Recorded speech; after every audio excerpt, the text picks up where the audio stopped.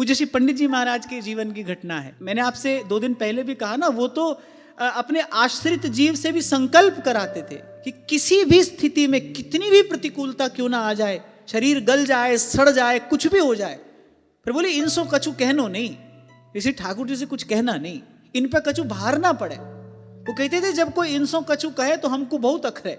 एक पंडित जी के आश्रित जन थे,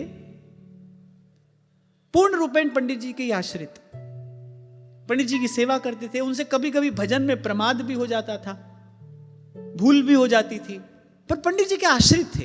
वो कहते थे कि मैं आपके अतिरिक्त न कृष्ण को जानता हूं न किसी और को जानता हूं, मैं तो केवल आपको जानता हूं। एक दिन पंडित जी अपने भाव में बैठे थे, सहसा नेत्रों से अश्रुधार बहने लगी।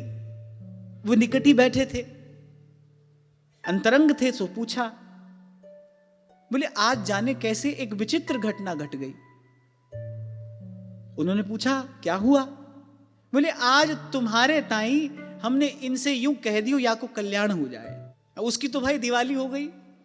पूज्य श्री पंडित जी महाराज ने ऐसा कह दिया। बोले हमने इनसे कह दियो, हमने जीवन भर इनसे कछु नहीं कही।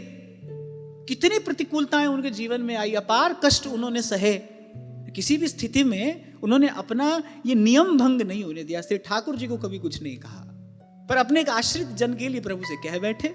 अब उसके कल्याण में क्या संदेह है। इसलिए सदा से आपको एक बात कहता आया हूं, कुछ ऐसा कर लो कि आपके गुरु के हृदय में आपके लिए एक संकल्प स्फुरित हो जाए कि प्रभु इसका कल्याण हो जाए। संत आपके लिए सहसा एक संकल्प कर बैठे, आपकी कुछ करनी देखकर उसके हृदय में दया का उद्रेक हो जाए, और ऐसे ही वो कह बैठे अपने प्रभु से कि प्रभु इस जीव का कल्याण हो जाए।